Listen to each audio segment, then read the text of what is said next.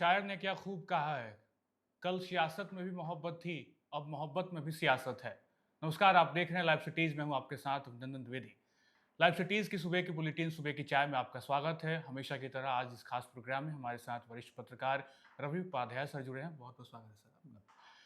सुबह की चाय कार्यक्रम जहां हम लोग राजनीति की उस तासीर को भी छूते हैं और उस गर्माहट को भी महसूस करते हैं जो राजनीतिक आबो हवा से होकर गुजरती है। क्या कुछ आज घटने वाला है, सुबह से लेकर शाम तक क्या बड़ी अपडेट रहने वाली है, बीते दिनों क्या कुछ हुआ बिहार की सियासत में, सब पे बातचीत होगी। लेकिन आज बड़ा खास दिन है, तो सबसे पहले मुद्दों से आपको रूबरू करा दें। और आज का दिन जिस तरीके से 1 मार्च 2025 नीतीश कुमार का जन्मदिन, और इसको लेकर बहुत कुछ होने वाला है बिहार में। साथ ही साथ अशोक चौधरी ने भी बीते दिनों बहुत बड़ा दावा कर दिया। तेजस्वी को लेकर उन्होंने कहा कि भाई अपनी पार्टी देखिए, और तमाम तरीके की बातचीत भी हुई। साथ ही साथ आज हम लोग इस एपिसोड में बात करेंगे जिस तरीके से बीते दिनों दिलीप जायसवाल ने भी यू टर्न ले लिया अपने बयान से। साथ ही साथ शिवदीप पांडे बड़े अधिकारी रहे, लेकिन उन्होंने भी बड़ा ऐलान कर दिया। बिहार को लेकर कुछ तैयारी चल रही है।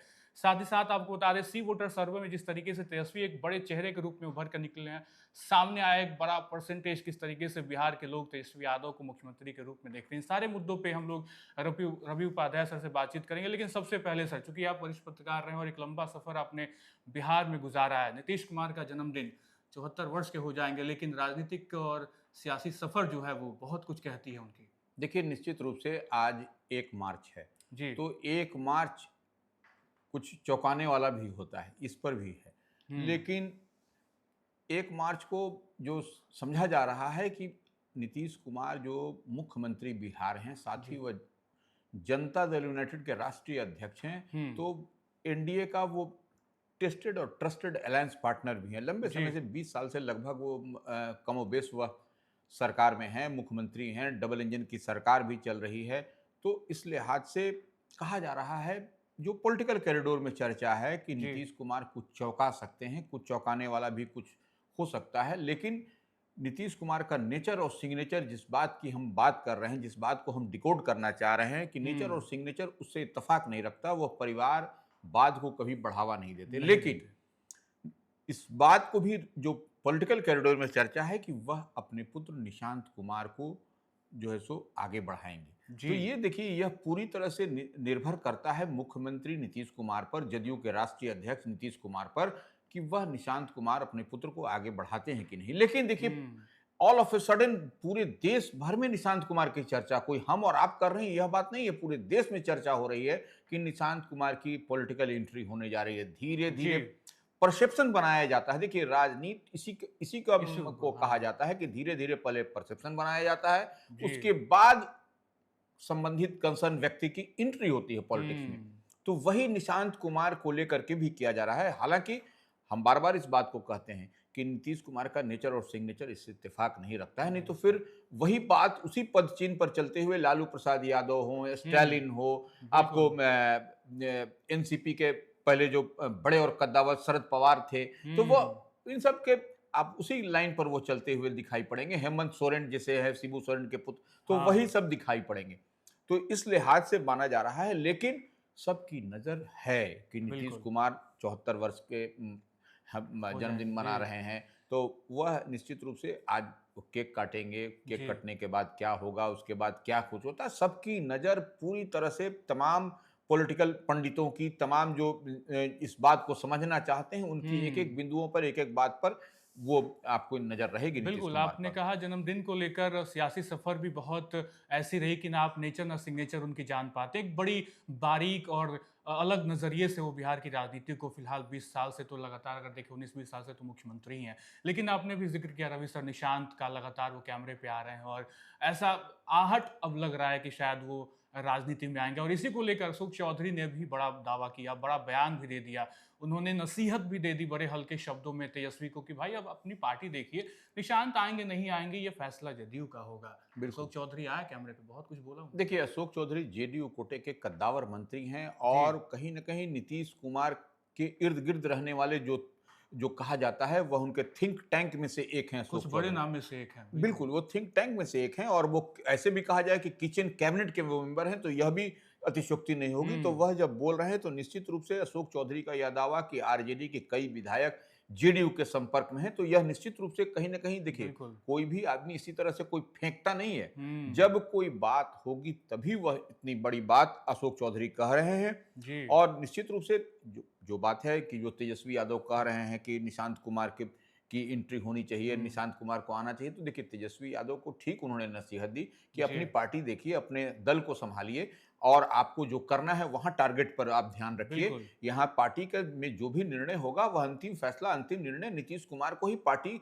के राष्ट्रीय अध्यक्ष होने की हैसियत से उन्हीं को लेनी पड़ेगी, और उसके बाद निशांत कुमार उनके पुत्र हैं, इस बात को भी ध्यान रखना पड़ेगा। तो निश्चित रूप से अशोक चौधरी, और देखिए सबसे बड़ी बात पॉलिटिकल कॉरिडोर में जो इस बात की हम चर्चा कर रहे हैं कि निशांत कुमार की एंट्री को लेकर के हो रही है, यह कहा जा रहा है कि हरनौत विधानसभा एक है, हाँ। जहां से कभी नीतीश कुमार शुरुआती दिन में लड़े थे, हारे थे, फिर जीते थे, तो वो और उनके गृह जिला नालंदा का ही वह हरनौत है, और हरनौत से जदयू के ही माने सिटिंग एमएलए हैं, और वह जो सिटिंग एमएलए हैं उनकी उम्र भी बहुत हो चुकी है।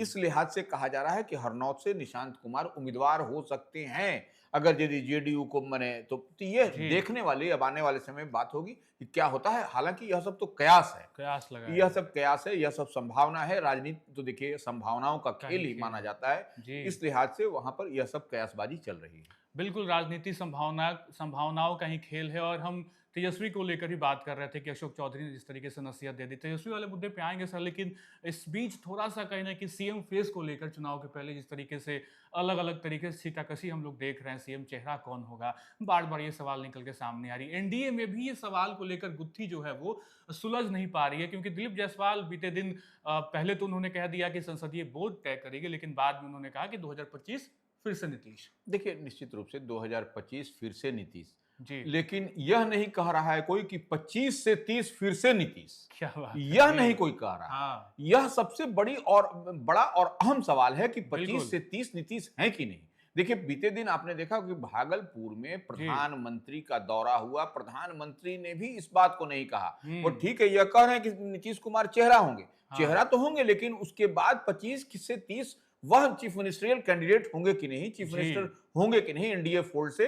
तो यह सबसे बड़ी बात है, और यही पेशोपेश की स्थिति है एनडीए में, अंदर खाने में, और खास करके कहा जाए तो जेडीयू में, जो एनडीए की ट्रस्टेड और टेस्टेड अलायंस है। तो वो इस लिहाज से हम कह रहे हैं कि यह एक निश्चित रूप से यह एक बड़ा पेंच फंसता हुआ दिखाई पड़ रहा है।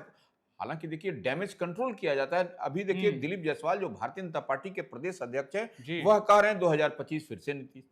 लेकिन फिर एक बात वह भी निकल करके आती है कि यह जब चुनाव के परिणाम आएंगे तो वह उस समय विधायक दल तय करेगा, उसके बाद संसदीय बोर्ड तय करेगा। तो यह देखिए, यह कहीं ना कहीं यह पेंच फंसाने वाली बात है। इस बात को भी अगर यदि आप डिकोड करिएगा तो स्पष्टता के साथ यह दिखाई पड़ेगा कि यह संसदीय बोर्ड, विधायक दल, तो विधायक दल तो हर जगह देखा जाता है कि महाराष्ट्र में क्या हुआ, विधायक दल ने क्या किया, दिल्ली में देखिए विधायक दल ने क्या किया। तो विधायक दल तो वही करता है जो कि आपका संसदीय बोर्ड कहता है, जो आपका केंद्रीय नेतृत्व कहेगा, वही विधायक।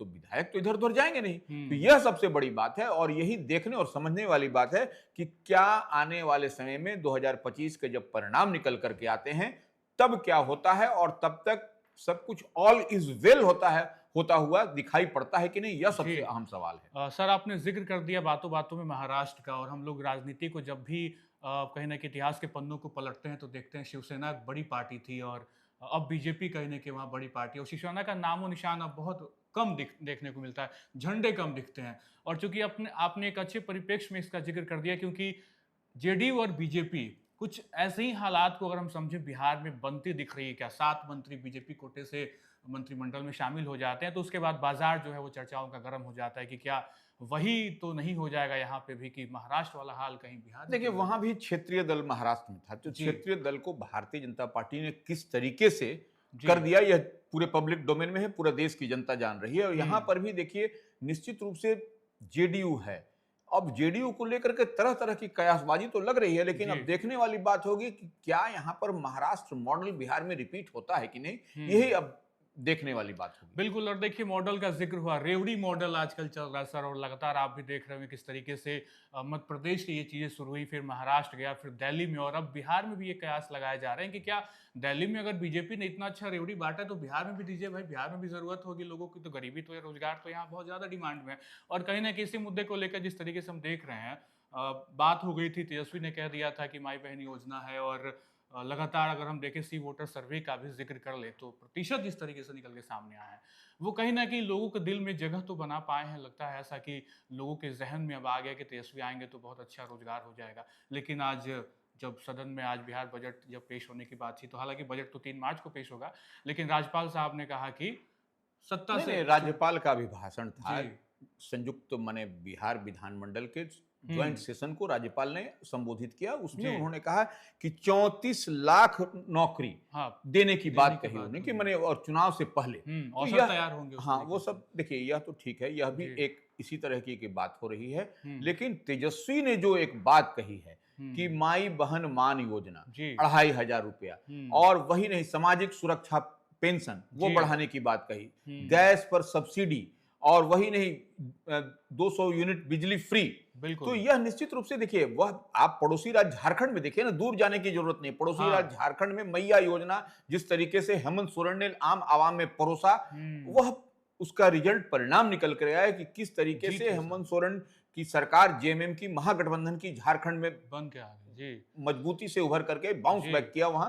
तो यही, और देखिए यहाँ के सी वोटर का जो ताजा सर्वे है, उसमें निश्चित रूप से आपको दिखाई पड़ रहा है जी। कि आपको तेजस्वी यादव 41% प्रतिशत। उनको चाहने वाले बिहार में हैं। जी। नीतीश कुमार को 18% चाहने वाले, प्रशांत बिल्कुल। किशोर जनसुराज के देखिए संस्थापक हैं, तुरंत की जी। हाल की उनकी हाल पार्टी की है, पार्टी है। उनको भी जो है 15%। इसी जी। तरह से सम्राट चौधरी जो डिप्टी सीएम है भारतीय जनता पार्टी के, उनको 8% लोग चाह रहे हैं। चिराग चिराग पासवान पासवान जो नरेंद्र मोदी कैबिनेट में एनडीए फोल्ड में मिनिस्टर बने हुए हैं, उनको भी, जो लोक जनशक्ति पार्टी रामविलास की उनकी उसके अध्यक्ष हैं, उनको 4% लोग चाह रहा है। और दो, आप एनडीए फोल्ड के तमाम परसेंटेज को आप क्लब कर दीजिए तो 30% हो रहा है। जी। इन सब के बावजूद तेजस्वी यादव अकेले अपने अकेले। बूते आरजेडी 41% पर खड़ी है मजबूती के साथ। बिल्कुल। और देखिए भ्रष्टाचार का मुद्दा, ये देखिए सी वोटर का सर्वे, हम लोगों का सर्वे कुछ है। नहीं है, जी। ये सी वोटर के सर्वे में भ्रष्टाचार के मुद्दे पे। मुद्दे पर सिर्फ 4% लोगों ने ही जताया, बाकी जी। तो बेरोजगारी की बात हो रही है। मुद्दा हाँ। बिहार के विधानसभा चुनाव में 45% है, जी।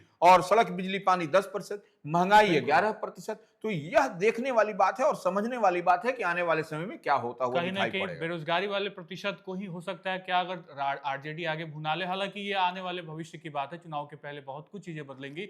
लेकिन सर चुनाव के पहले एक चीज जो बीते दिनों एक बड़ा विषय बनी, वो थे शिवदीप लांडे और आईएएस नहीं कद्दावर। नहीं, देखिए वो आईपीएस थे, जी। भारतीय पुलिस सेवा के बिहार कैडर के तेज जी। तर्रार अधिकारियों में IPS, उनकी जी। गिनती होती थी, और आईजी पोस्ट तक वो गए। जी। और देखिए वह सुपर कॉप के नाम से जाने जाते थे, जी। और वह 2000 बैच के आईपीएस बहुत अधिकारी अच्छे थे। में, जी। उन्होंने इस्तीफा कर दिया, इस्तीफा करके, रिजाइन करके, वह जो है सो अब वह अलग से, वह रन बीते फॉर दिन, सेल्फ। हाँ, जी। रन फॉर सेल्फ करके वह एक बैनर बैनर। बनाया है उन्होंने, और उसमें वह आम आवाम की सेवा करते हुए नजर जी। आएंगे। और वह किसी पॉलिटिकल पार्टी में जाने से उन्होंने स्पष्टता के साथ इनकार किया है, और वह निश्चित रूप से वह आम आवाम जनमानस की सेवा करेंगे। और उसमें देखना होगा 4 मार्च से इसकी ये शुरुआत शुरू भी हो जाएगी। बिल्कुल। उनकी शुरुआत भी करने जा रहे हैं। बिल्कुल, तो युवाओं से जुड़ना और बहुत सारे मकसद को लेकर बिहार को बदलने के रास्ते पर वो अग्रसर हो रहा है। लेकिन बड़ा सवाल है कि हालांकि अभी तक उन्होंने किसी पार्टी में जाने का इशारा नहीं किया, या कोई राजनीतिक दल को लेकर भी कुछ टिक्का टिप्पणी नहीं की, लेकिन अपने बैनर को लेकर वो आगे बढ़ेंगे 4 मार्च से। फिलहाल ये कुछ घटनाक्रम थी जो आगे आने वाले दिनों में लगातार चर्चा का विषय बनी रहेगी, और बीते दिनों जिस तरीके से बिहार की सियासी हलचल तेज थी, इस पर हमने बात किया। फिलहाल आपसे फिर मिलेंगे अगले एपिसोड में, हमारे साथ होंगे रवि उपाध्याय सर। आज के लिए बस इतना ही, बहुत बहुत शुक्रिया।